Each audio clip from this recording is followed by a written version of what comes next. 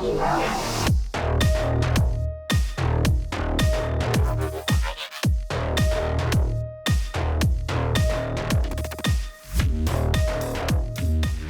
well, welcome everybody to Distance by Design. This is a show where we talk about creativity, innovation, and collaboration in the midst of a global pandemic. We can't be together in person, but we still hope to leverage those tools to shape our future. My name is Aaron Bradley. I'm your host, and I'm a professor at the University of Cincinnati. I teach classes on design thinking, innovation, and digital storytelling. And today my guests are Julie Koch-Beinke and Mark Koch. Julie, Mark, can you tell us a little bit about yourselves and your professional backgrounds? Sure. We're both UC alumni. My background was I was a graphic design graduate, and Mark was an industrial design graduate. And we moved to New York. We did a lot of co-ops in New York City. Moved here, started our business about a year out of college. We were kind of early entrepreneurs, and the rest is history. Still have the business and still working, and have evolved through many different changes. Yeah, it's been an exciting journey. From UC, from high school. We actually met in high school. We started a company in high school together, doing photography. So we've had a long history of collaborating. Was that, now, so I have to ask, was the photography business relationship before the romantic life partner relationship, or? It was kind of like, hand in hand, and the romantic part started, but then when you combine 16-year-old kids and a dark room, it enhanced. That's good. And where are you all located now? We're in New York City. We're in Chelsea on 29th Street between 7th and 8th Avenues, our office. We have a little building there that's it's an amazing spot. Our global headquarters. Yeah. Headquarters building. And is the studio separate from your living space? Like normally you have an office and then your home is somewhere else, or are they merged? We actually have a small building, and there's a loft above. We have 3 floors for the office and then a loft above that. So it has a separate entrance from the street. And we go out the front door and in the front door every morning. And then we have a place in Long Island as well, so we get away. Which is where I am right now. I'm here at the beach. Julie's holding down the fort. I'm in the office by myself. So you're really taking distancing to a level. We are this even week, though you're in the same home, like we decided we're going to go ahead and distance. Exactly. We had the possibility of going to a couple different spaces and being distanced, so it's worked out well. We thought we could use a week apart at this point. Yeah, it's funny. Our neighbors next door are empty nesters, and then immediately after they built their house and moved in, 2 weeks later, their adult children started coming back because they were, bored in their small apartments and everything. And so just this week is the first time during quarantine that it's the 2 of them alone again. It's like, we're not sure if we're going to like each other that much. We haven't had to spend this much time alone in a while. Yeah, it's kind of an interesting thing because it's been great for us because we've been, for all these years, for 30 some odd years, we've had employees in the office and us and employees and working. This is the first time since we started our business that it was just the 2 of us again, and it's been really an interesting thing to kind of get back to your roots. And I think we both seen it as a really positive experience because it made us realize what we really love about what we do, and even see the things that we don't like about what we do. And so hopefully in the future we'll concentrate on the things that are positive for us. You're making a great point that came up. There was a podcast that I was part of, 5 weeks ago now. Time kind of blurs together. It was still early in the quarantining and kind of realities of distancing. And I was talking about this idea of collaboration and what are we losing during it. And a lot of what the conversation ended up involving was the same kind of notion of like, okay, we've all been forced into a situation that was uncomfortable for us.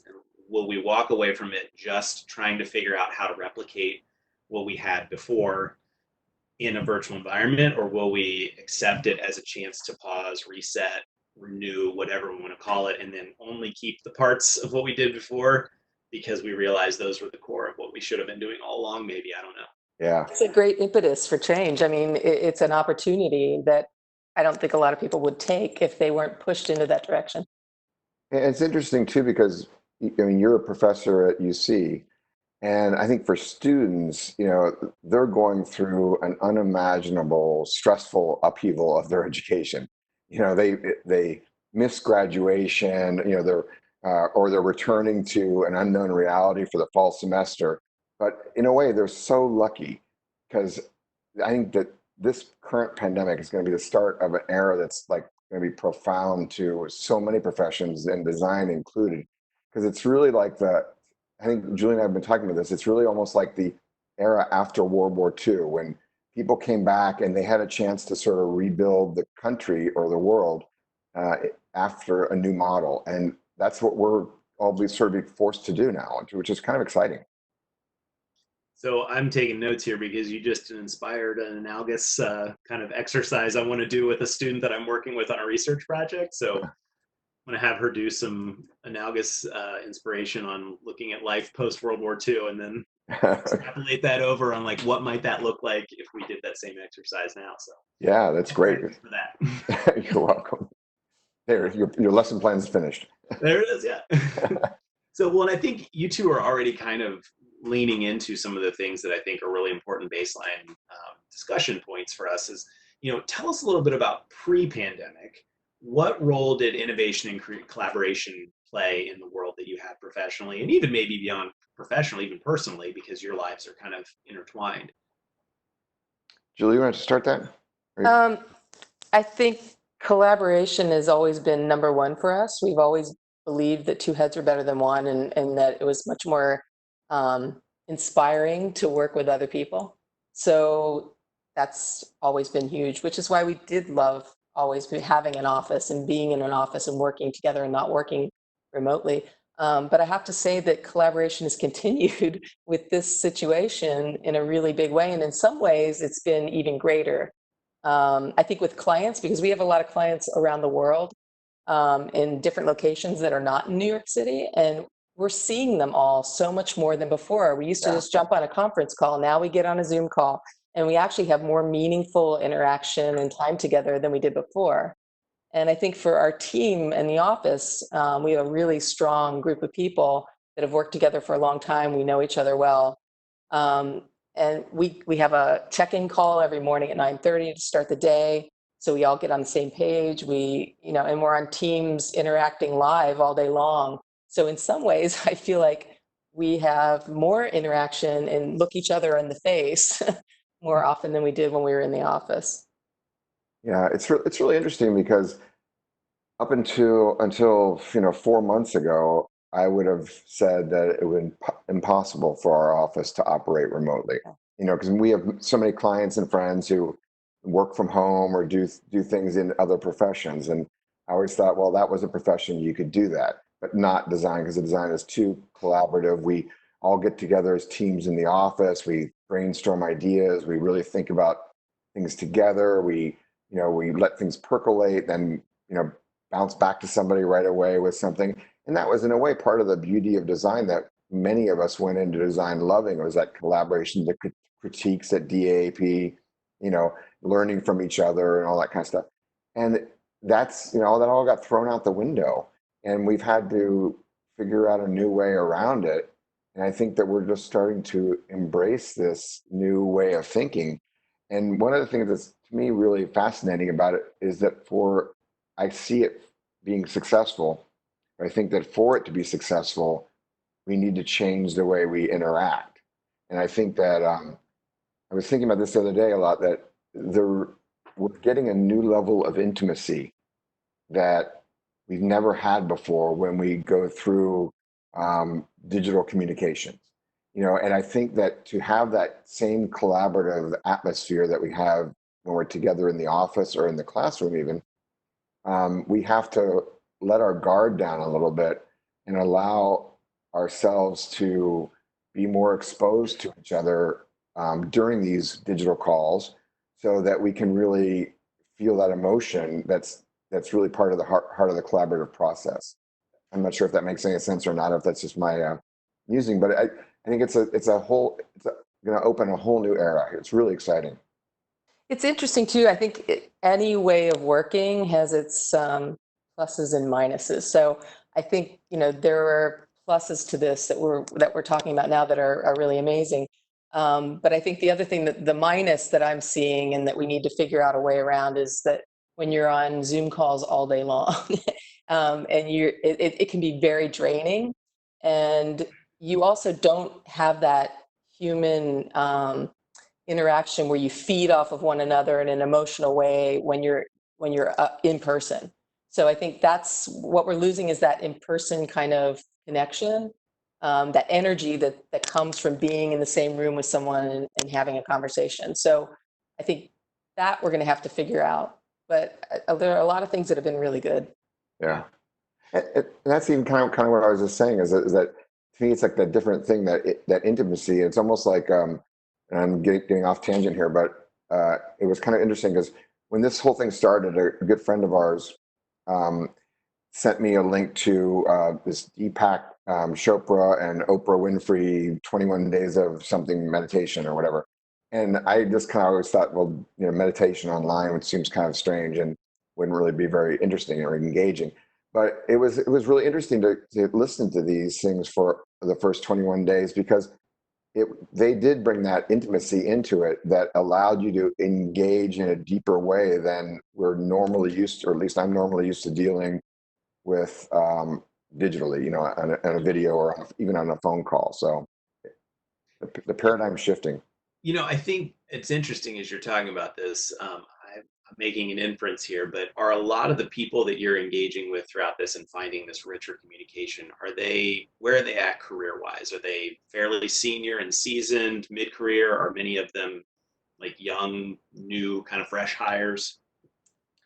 It's a combination, I think. Yeah, it's kind of across the board. But I think it's not it's maybe more of a psychographic thing. We've always talked more about psychographics than demographics, because we know people who are, older that are kids, and we know kids that act like old people. So I think it's really the type of people that we end up working with and that we gravitate to and that gravitate to us. So those are the kind of clients we end up with, and those are the kinds of people we work with by choice. Yeah, but I think it's true though that there are, and exactly, it is a psychographic, not a demographic. And I think that the people who are able to drop their guard, because this is actually different. Even if you worked at home for your career before this, and you worked from home and digitally collaborated and all that kind of stuff, this is different. Like now the whole world is doing it, and you don't have the ability to see someone in person, or we haven't until just recently, to actually get it any closer to people. So it was like a whole new thing, and it's almost like learning a new language. Well, there's no choice, so you have to make it work. Right. Well, part of why I'm curious about that is that any model always favors a certain kind of type, whether it be personality type or skill set or whatever. We run a lot of these big design blitzes where we'll do like huge events. You throw people together that don't know each other and have different discipline backgrounds and make them solve a problem together. We got some critique and feedback one time from another alum that was a more thoughtful, kind of contemplative type person. And I really appreciated his feedback. He just said, in those environments, extroverts always win. Like, I love what you're trying to do there, and I think it's good for these students to experience that, but extroverts will always win in that environment, right? And how do you balance that with times for introverts or people who are more slow and thoughtful to be a part of the process? And I do think that there has been some interesting ways that not always doing everything synchronously, especially in terms of a brainstorm or we were doing an inferencing exercise in my class earlier today where, we demoed the idea of throwing a lot of Post-its down from a storytelling session and then kind of pulling out a few and like using those for abductive reasoning. And there was a couple of people who clearly seemed to be comfortable with jumping right in on it and doing it with me on this virtual whiteboard. And then there were some people that were just silent the whole time, right? But then one of them who was silent the whole time at the end said, okay, so we did this together today. Like, do you want us to wait until next time we're together to do this again? Or should we be doing this on our own? And kind of was like asking for permission I want to get in there and play, but I just didn't want to do it in front of everybody yet, Yeah. It's interesting. That's a really interesting observation. And I actually think that, for example, when our office is on Teams together and we're seeing the full grid of everyone's faces at the same time, And when you're talking about something, usually if you're sitting in a room and the extrovert is talking, everyone's looking at them. But I'm seeing everyone at the same time now. And I'm Mm, seeing how each person reacts. And it's really interesting. I think it does allow everyone to speak a little bit more, be heard. yeah. Yeah, you feel like if you have your square there, it's like what was that show, Hollywood Squares or whatever it is. Each person's got their Brady square, Bunch. Brady Bunch. Yeah, yeah, That's right. exactly. And so everyone feels like they've got the ability to get the spotlight at some point, I think, which is Right. interesting. Yeah, and then in the flip side of that, though, like something I'm noticing with students that's interesting, and I don't know if you're seeing this with professionals in the same way, is you kind of mentioned earlier this idea of like your confidence level or what you're projecting out, and I think that for students at least, as they're getting adjusted to this model, like there's a lot more paralysis of non-participation than you would have in an in-person environment, just of reading the room and feeling it. And Mhm. teaching something like teaching somebody how to think completely different or like work with someone from a different discipline is not natural to anybody, probably, Yeah, especially a 20-year-old that's been in design school. So when we ask them to do that, usually in an in-person environment, there's almost sort of like a sense of obligation or something to like try, or like there's a little more empathy of like seeing in the room, like, oh, well, I'll take a risk here and you'll take a risk with me. So I'm noticing the unfortunate reality that it's a lot easier for them to just stay in that uncomfortable spot yeah, because it is only your little box, right? yeah. Yeah, no, Well, that's true. That's hard. and that's in a way that's kind of what I've been thinking about for the past couple of weeks actually is that, and then back to that kind of intimacy level thing, is that you know we need to push the art forward, and especially in the design profession, what we do, and because designers, we solve problems, we make things beautiful, we make emotional connections to things. We do things that could be as simple as a genius idea that helps people get out of a burning building faster by going to hit a door latch that no one's going to notice or say, wow, that's really beautiful, great job, to like a beautiful piece of furniture that everyone's going to praise, and or a poster or something like that. So there's like a level playing field of end product, but it's that communication and that thinking that gets the end product that's changed now.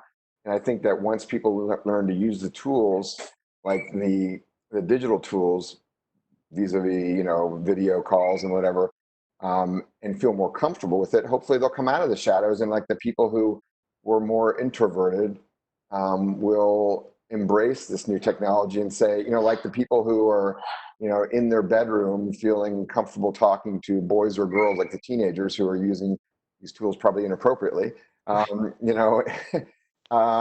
they feel empowered. And you have to excuse me, I got a parrot in the background here. That um, sounds like a bird, yeah. yeah, they feel empowered to to speak their mind. So could be a positive result, hopefully. One of the things I'm intrigued by coming out of this, that I'd be curious what you all are experiencing with this, is similar to the idea of being in the same room with people. There's also the idea of like getting inspiration from just the things that you're doing in the world, right? And I've talked to a lot of creatives who are struggling with that a bit, and I am too. Like, I love the analogous inspiration or like the unrelated thing that I experience and it triggers or unlocks something I've been stuck with. And I think that's hard when your world consists of just these screens or whatever social distance circle you've kind of agreed is safe for you. Are you finding any kind of creative ways to break out of that and still be inspired by the world, even though the world is this big now? For me, it's just working with the kinds of people that we work with, because we work with a really diverse range of different types of clients and different types of businesses. And then also, I volunteer for an organization called Mercado Global that produces that weaving and handbags in Guatemala. And I also am on the board of LAM College for the Business of Fashion. I'm one of the advisory board members in the Fashion Advisory Board. So I think staying involved with like diverse groups of people who are in diverse industries, it keeps all that stuff moving and flowing and going. But I have to say that, one of the reasons we fell in love with New York and came here in the first place was the inspiration on the street, because you can't walk a block without learning something, seeing something different. So right now the streets are not quite the same. It's really a very different situation. Fortunately for us, we've had all that inspiration for a long time. So if we have to live without it for a little while, it's not, it's okay for us. But I think it's about staying connected with a really diverse group of people. Yeah, and I think that I mean, I'm kind of an eternal optimist, I guess I would say. But it's to me that the status quo of the world has been erased. In one fell swoop, it's been erased. And the world paused, to save people, which is like something I never would have imagined people could do. It's like we lost our jobs and we stayed away from loved ones. We postponed weddings and funerals, and it's like, and then we realize that we can do anything. And I think that the future is like a blank slate, waiting for us all to imagine the possibilities. And I think it's a new era of collaboration, like unlike anything we've experienced in our lifetime. And I think that we have to embrace that and not feel like we're just stuck in a frame or stuck in a digital, or we're actually away from people, because this is going to change. Within a short period of time, we're going to be back to, we have the opportunity back to the way we were, but hopefully we'll be better than the way we were. Hopefully we'll take what we learned, which I think is profound during this experience, and make the world an even better place. So I think it's a really cool opportunity for creative people. I mean, I'm just like, I hear sometimes, college graduates saying that they're like so bummed out that they graduated in 2020. That's like a curse, they missed the graduation. And I'm like, this is the coolest experience. It's like aliens came to Earth and you got the chance to experience something that I never imagined possible. And this could influence your career forever in the way you think. And so I think it's a really fantastic opportunity. Yeah. I'm an optimist.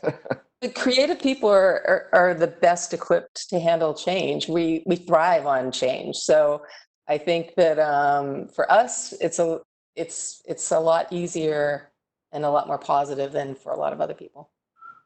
Yeah, I've kind of chuckled a little bit at how in the past, to try and like spark new thinking, I used to have to create fake constraints for students, or like impose something on them in a moment of like, you're all just saying the same thing over again. So I'm going to throw a constraint in for the next 3 minutes. Like all your ideas have to cost $2 million to create. Yeah. This thing that ultimately we only have $1,000 budget for. Yeah. There's a giant constraint that we all got given Yeah. that we can agree is kind of driving our behavior now that we didn't have to manufacture. Right? Exactly. And anything you can fix in this situation is brilliant. Yeah. It's really interesting. It's an interesting opportunity now, and I think that people will take away what they want to, but there's a lot of great opportunities that come from this, I think. So kind of a cool. One of the things that we love talking about and that this show is really about is moving past just even the accepting reality and looking forward to like, okay, what are our bold predictions for the future of what this is going to do? And I think you've both kind of been talking about some of those already, but is there anything that's starting to crystallize for either of you to say like, I think this might be something that sticks around or a way that we start to evolve? Well, even just to backpedal almost a second, it's kind of interesting because I think for anyone in any profession, you have to be adaptable. We're evolutionary creatures. We've evolved, and it's been interesting because I've been fortunate to have a great partner in Julie to have started this business, and we've been, entrepreneurial partners as well as life partners, through the whole trajectory, and we've been through some amazing things, like bad things that have happened in New York. We've been through 9/11, and 9/11, when we watched the buildings from our former office come down, like we had perfect views of both buildings. We saw both planes hit the buildings. We saw the buildings collapse. Our people in the office were backing up the computers. They were backing up the hard drives when this was happening. And then Julie and I were on the phone, or whatever phone service we had or email service we had at that time, with any client anywhere in the world saying, New York's going to be in a really bad position for a while. Whatever you can do, if you got a project that needs to be worked on, please, send it our way right away. And we did things to kind of get things moving and make things happen. And I think that you know, all of us as professionals, and especially the design profession or any creative profession, you have to think creatively about the ways to allow your life to continue, and what is that next future step. Think of that next thing that's unfolding. So, if that makes sense, but No, but and also in response to what you asked, I think as designers and innovators, we're all people who thrive on making things happen and taking action. yes, So this is a time that we do need to take action. And I think the thing that could be really beautiful, and I'm seeing happening with some of our clients, is that this is pushing us away from old business models into new ways of working. And what we're really doing with these new ways of working is addressing what people actually really want and what people actually really need, not what the old business model told us we should be. So I think that's a huge positive and a huge opportunity. yeah. I was on the phone this morning with a client of ours in the UK, and we're doing a lot of work with them, and we're getting more and more embedded into their organization. And he, through all this collaboration that we've been doing through digital technology, through video calls and things, I think we've even gotten closer. And he asked us, you know, how would we like to work together, and like almost as a more integrated part of their team than we were before. Because before it was kind of like, well, I'm going to fly to the US every few months, you can fly to the UK, or we'll meet someplace in between, and you know, and we'll go over things. But now it's like we can see each other every day if we want to. We can share screens, we can, you know, express with our hands something, and it makes the world a smaller place. Puts us all on equal footing, no matter where we are, because you're having the same kind of communication with everyone else, whether you're in the same city or not. Yeah. You know, that is an interesting thing that I feel like we're experiencing in the university when it comes to like partnering with industry partners for things. There's always been a spectrum. There's a continuum, you know, but there's definitely kind of the, well, really big companies with a very structured way that they partner with universities do these things, and you work your way through the gatekeepers at said organization to hopefully collaborate in some way. But then there also has to be a contract involved, right? And then on the other end of the extreme, a lot of times is the really small two-person shop that might actually love to work with a university, but then we're the big machine to them, and they're like, I don't even know how to get in there, right? Yeah. So I do think that to some degree, the level of, you know, disruption to the system and everybody being forced to a different playing field has opened that up some, where, you know, we're running a program this summer that we created in a matter of a couple of weeks in response to a bunch of students not being able to go do face-to-face co-op anymore. And so I created this thing called the Virtual Innovation Studio that invited external partners to propose an interesting multidisciplinary sort of challenge that could be real or even hypothetical or something you dream of doing someday in the future. Propose it to us, and we'll put together groups of students to work with you on this virtually. And as long as everybody is agreed that, you know, the students can put this work in their portfolio and talk about it, it's not like, you know, under an NDA or anything, then that's, you know, what they'll get out of the experience. And as a company, you get the experience of working with these students and meeting some kids that you wouldn't have met otherwise. Maybe you get some ideas that are of value. Normally, that kind of thing would only appeal to the super small company that feels like they've got nothing to lose because they don't really have any other relationships, right? But even then, they would be reluctant to do it because they're like, well, how do I put a person on this when we're only a two-person shop, right? Yeah. And what happened through this that surprised me was we saw this across the gamut. We saw like Fortune 500 type companies that were saying, yeah, I still want to get in on that because that kind of helps me still feel like I'm doing something when I can't do the big version I used to do. Yeah. And then you saw the small companies that were like, that could be our lifeblood for not losing touch. Like, we'll be forgotten in the midst of this if we don't do something to stay involved and stay top of mind for students. So I think some of what you're describing has played out, of just that paradigm shift because of the new constraint we all had to live with, you know? Yeah, Yeah, it's people really, are more open to other ways of working now. yeah, that's really interesting. That, I mean, Julie taught at State University of New York at Purchase for a while, and for you teaching, and for you, and then for the students. I mean, this has got to be an amazing time for professors and students and faculty because you've had to think on your feet and really adapt. And again, that's one of the takeaways that I have kind of coming out of this, is that the students that came through all this are going to be able to be much more adaptable than, my class was, because we would have never imagined that something like this could happen, and to have a global thing of this epic proportion and see how the world deals with it, that's really going to enhance your skill set and your knowledge set. So you're gonna believe that we can do anything. I mean, for crying out loud, we shut the world down.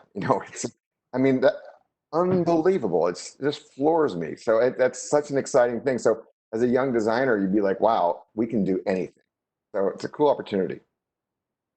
We used to have students who would, maybe sort of like they were in industrial design, but they were really interested in this sort of niche thing that was not what the mainstream was, and they wouldn't feel like they had an outlet for that. Or, I can think about a couple of years ago, I had an interior design student in one of my classes that was, she wanted to get coffee after like the second week of class and just kind of get to know each other kind of thing. And like the first thing she said was like this apologetic almost, like, hey, I just want to let you know, like, I know I'm in interior design, but I don't really want to be an interior designer.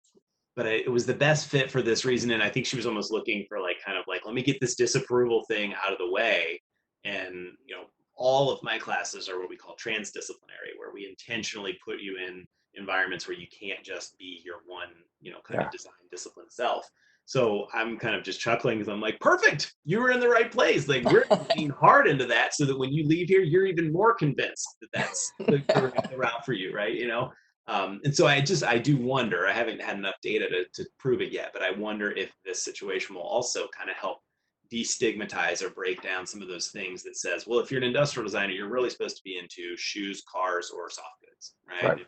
If you're in graphic design, you got to decide, you're going to do UX or you're going to do packaging. If it's not one of those two things, then I don't know what you're going to do. Yeah. Yeah, we would never believe that. So, and we Yeah. never functioned that way.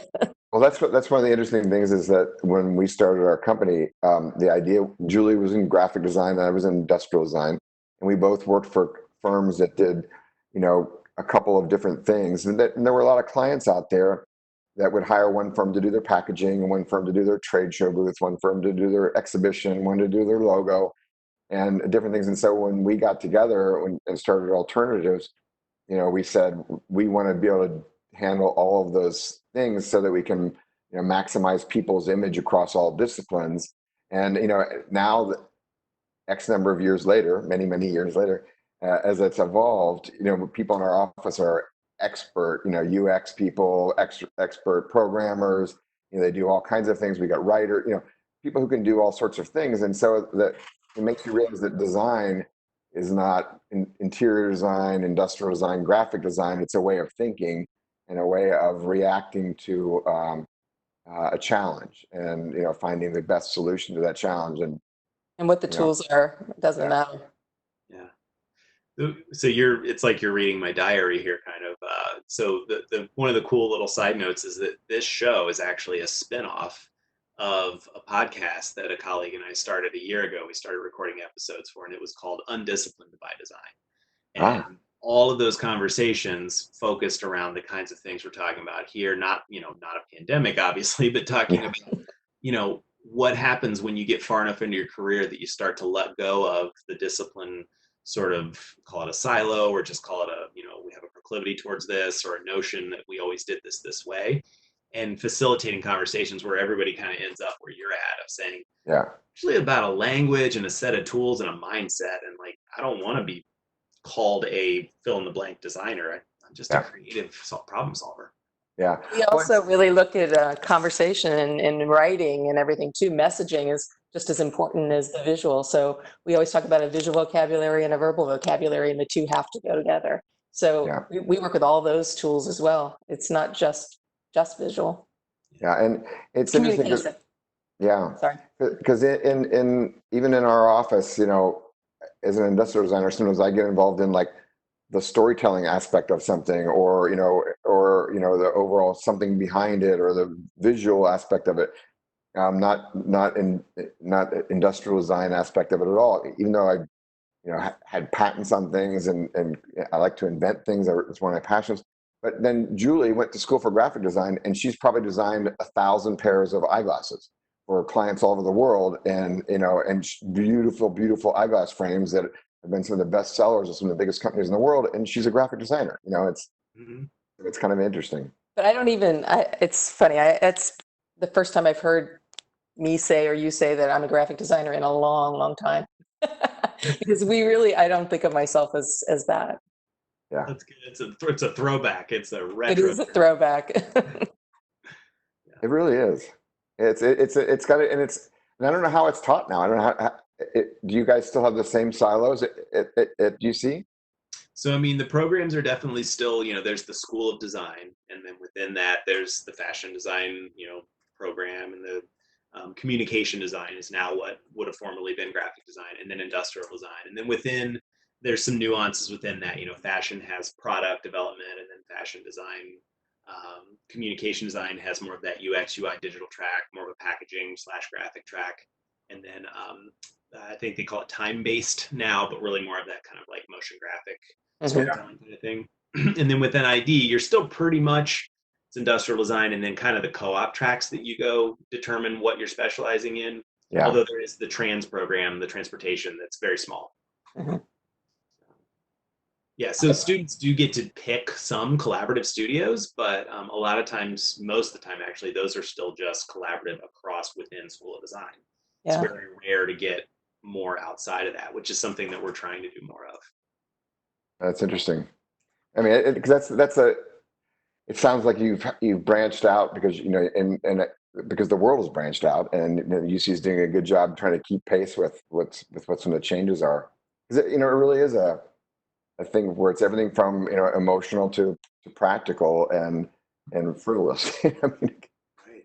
Yeah. Well, I was looking, just thinking about like your bio and everything, like, in the 80s to have this like multidisciplinary kind of thing. Tell me, was that radical and like you were pushing boundaries at the time, or was that actually more like, no, that's what everybody did? Totally radical. No one was doing it. No one was doing it. And like now, Very few. Every big agency does it. And we were really one of the first small, we were a small company, but companies to really kind of put it all together. And we worked with Swatch and some really big, early on when we were young kids and we just started our company, we were helping Swatch get into all kinds of accessories and all kinds of different other things, and really branding a bunch of companies. Then and what we did sort of evolved into branding, and now we get involved in branding in its entirety across a broad spectrum. And now, like, our specialty is really strategy. Like, because we have a lot of clients that have much bigger design departments than we do, and many more designers, and can hire many more people than we do. But they hire us for our thinking and our people's thinking. And creating a connection. I mean, I think our big thing is to really create a connection between your product, your brand, your company, whatever it is, and whoever it is you're trying to appeal to. So being radical and being kind of early adopters of that, was that by design, or did you just kind of stumble into it and look up and realize like, hey, wait a minute, we're the only ones doing this? Well, when Julie and I were at UC in DAAP, we were both co-oping in New York before we were married, and we started making jewelry in our apartment in New York. We'd go down to Canal Street and get little pieces of plastic, and we glue them together with crazy glue. And it was in the 80s, and we made these kind of funky things. And we were collected by the Walker Art Center in Minneapolis. The Cincinnati Art Center carried our products. Some really cool stores in Cincinnati carried them. Cool stores in New York carried our products. And so we were involved like early on in this kind of multidiscipline thing. And then when we started our company, we got bored too easily, and so we didn't want to be pegged into one thing or the other thing. We enjoyed experimenting. When you say, Julia, that's kind of probably why we did it. Yeah, I just think also if something came up and it looked interesting, then we jumped on it. Because if it was fun and interesting and the people were interesting, we just go. Like and figuring that if we didn't 100% understand it, that gave us the opportunity to learn about it and to dive in and become more knowledgeable about it. And that was always fun to us, to learn something new. Yeah, like in the 80s, we created one of the most revolutionary brands in the surf skate and snowboard market that it started off as an eyewear brand, and they were like, oh, who's going to design our glasses? Like, we need glasses to kind of go with this cool brand. Who's going to do the glasses? And it was like, then they were like, oh, Julie will do them.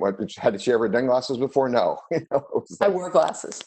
she wore glasses. So. That makes you qualified enough, right? Yeah. Yes, and I love fashion and I love design, and I at first merchandised a line, went to Japan and like kind of merchandised the line, and then the next year they asked me to design it, so I did, and designed tons of eyewear after that. Had a small eyewear company for a while too.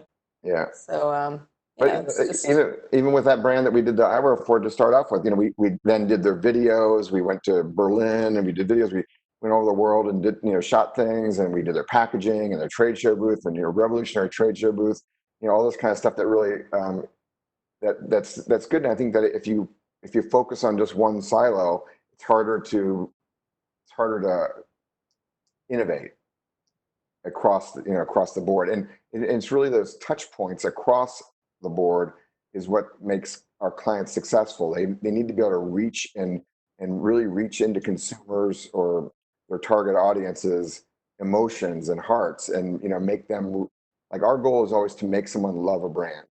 Like, we said, if we can get somebody to really love a brand, it's really hard for them to fall out of love for the brand, right? Because we've seen it happen time and time again, where a client we work with is screwed up for some reason, or management changes, they made a bad decision or whatever.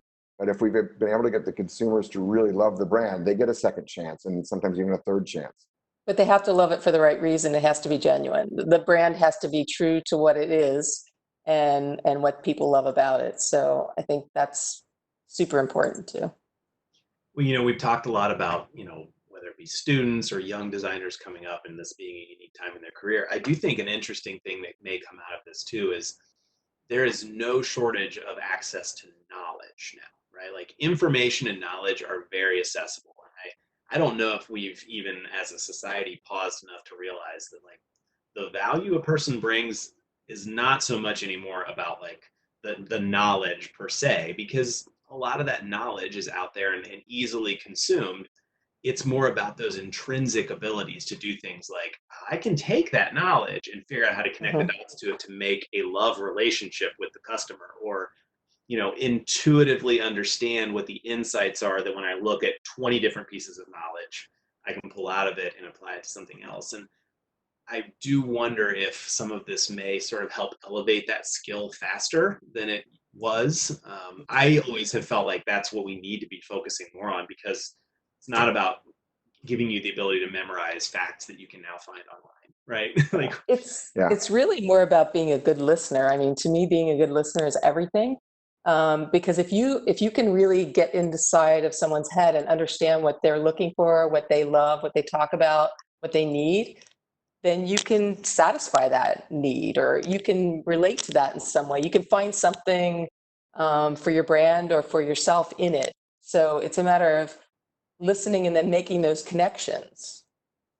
Yeah, and it is like the sky's the limit for knowledge now. And I mean, we're in this really lucky time where we've got this great technology surrounding us, and we can, find out anything. And I think that what this coronavirus will have taught us is that really anything is possible. And like I said, if you would have told me that the world could have shut down 3 months ago or 4 months ago, I would have said, you're out of your mind.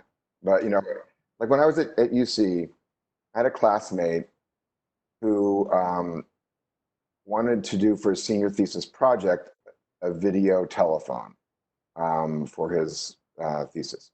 The professor, who was his advisor, said, no, you're not allowed to do a video telephone, because when I was a student, I worked at AT&T and we weren't able to develop a video telephone, so it's not possible to do.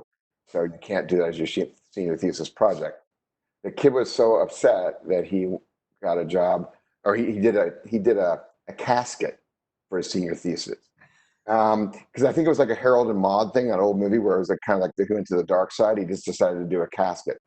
And after college, he got a job at a casket company in Indiana, which, Yeah, maybe still is associated with the college. And he sure. might still be there he might still be loving it. And, but then Apple came along, or the iPhones came along, and phones came along, and now all of us watch movies on our phones, and film multiple, edit videos on our phones. And it's like, so, at that time we didn't believe that, we didn't have the knowledge, and we didn't have the foresight. But now with all the technology and all the things that are happening now, it's got to be a great time for students. But that's like sticking to the old business models and not reimagining. So that's Yep. a lesson for that one. Yeah, exactly. Yeah. Those walls have to come down. Yeah. Well, and that's what, kind of to that point of like, okay, if you're forced to not be able to do things the way you did before, will you be more open? Because I think this has gone on long enough now that the period of just sort of mourning it and then just trying to ride it out and wait for things to get back to normal probably has sunk in for most people, that there is no back to normal per se. Yeah. So it's just, again, it's on that spectrum of like acceptance and embracing while still mourning what was lost. I don't want to by any means downplay the mourning of what was lost, but then deciding like, well, how am I going to come out of this on the other side? Yeah. Yeah. What can I do to like this just as much? Yeah.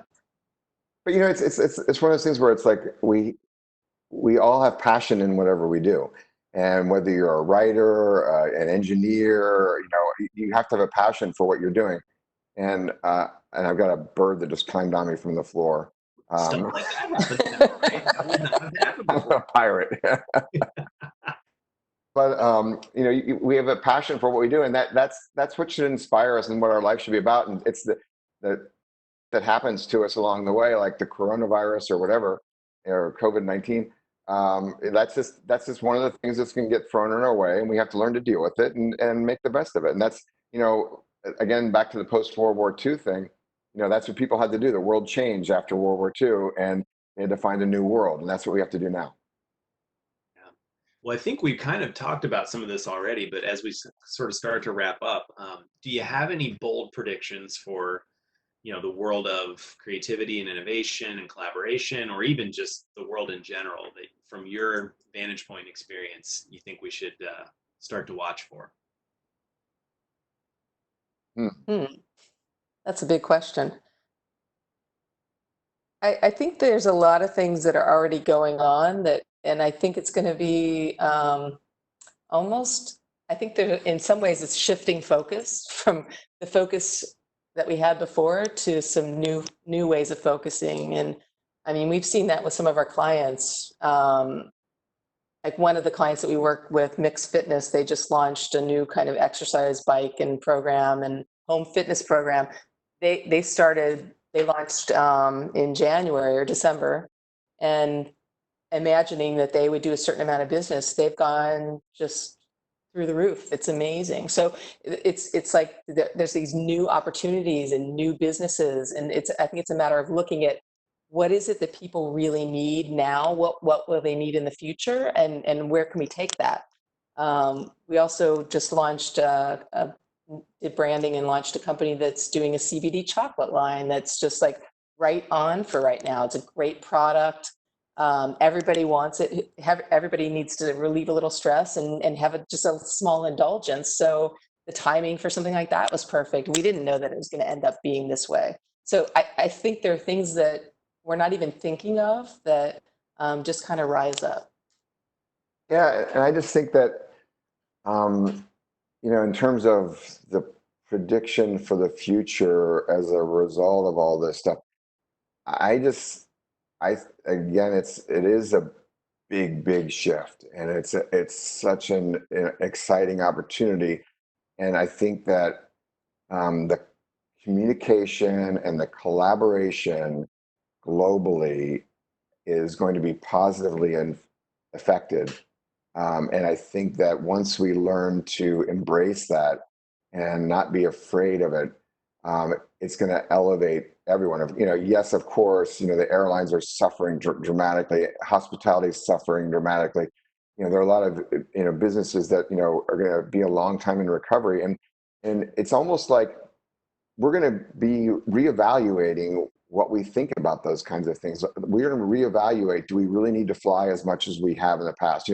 And Julie and I would hop on airplanes and go, to a meeting someplace, or clients would hop on a meeting, airplane come to a meeting with us, but we're going to say, do we really need to do that? It's almost, I almost liken it as part of the utopian idea that people had in the 60s or whatever, where it's a little bit more humanistic.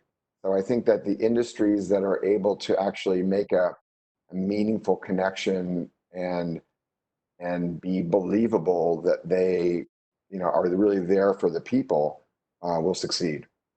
And just to build on that a little bit further, I think the one thing that's very exciting for me that I care a lot about is sustainability. And I think this has been a great reset. And I don't believe that people would have gone in that direction as much as they will now, that they've actually seen the physical results of not being such kind of rampant consumers. Just because we can do something doesn't mean we should do something. So I think it gives us a chance to reevaluate what's important to us and make better decisions about how we live our lives. That's a great point. The storytelling is there now, right? Like it doesn't have to be a hypothetical. Like you can point to, remember when we saw this change, right? Or remember when we saw less emissions here? Remember you could see the Los Angeles skyline, Yeah, it's amazing. It's really, really positive, and it's incredible to see. Yeah, and that's in a way too. Part of this is where like even a university like UC is so valuable to the future, because I think that so many things have shifted and so many jobs have changed and so many jobs have unfortunately been lost or will be lost, that people need guidance in resetting and redirecting, and guidance in really finding what they're passionate about. And that's where the professors of the world and the institutions of the world that teach people come in, because it gives people a chance to really experience what's out there and what the possibilities are. Yeah. Well, And I will take that challenge, Mark. I'm inspired by that. Thank you. You can do it. What were you saying? Well, I was just going to say that this also, I think this brings a lot of things to the forefront about what is truly important to people and what we are passionate about beyond money. So I think we realize, being with people, being with family, having connections, and all of these things are really important, and that we have more passion for those things, and clean air and the ocean, and all of these things are more important than some of the things that we were valuing so highly before. So I think that'll push us in new directions when it comes to what we do and how we do it. Great. Well, is there anything that we haven't talked about that you would want to make sure was included or that you got to touch on? I can't think of anything. I just again just want to say that I'm so excited for the students, and I just I know how difficult it must be for them and for you as faculty too. But for the students, I know this has got to seem like man, this is the worst thing that could ever happen. Like, why me? Why why did this happen during my tenure at school?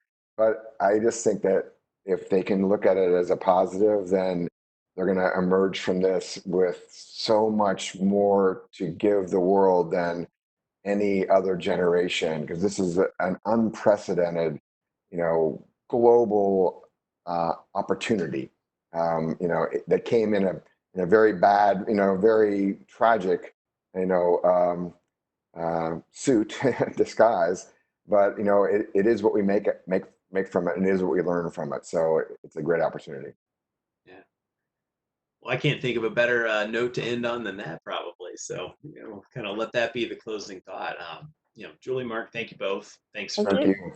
yeah, thanks for doing the creative, cool work that you're doing, and then also inviting us in just to hear about it. It's been a great conversation. Great Thanks, to I meet you. appreciate it, and enjoy the guitars. Thanks, man. Bye. Bye.